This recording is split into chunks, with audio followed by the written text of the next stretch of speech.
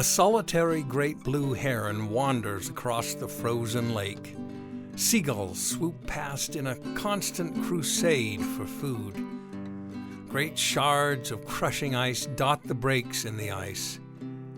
This is the Bear River Bird Refuge in January, and it is a birder's paradise. The refuge is open year-round, and many would think this is not a good time to come see the wildlife, but it abounds in the refuge.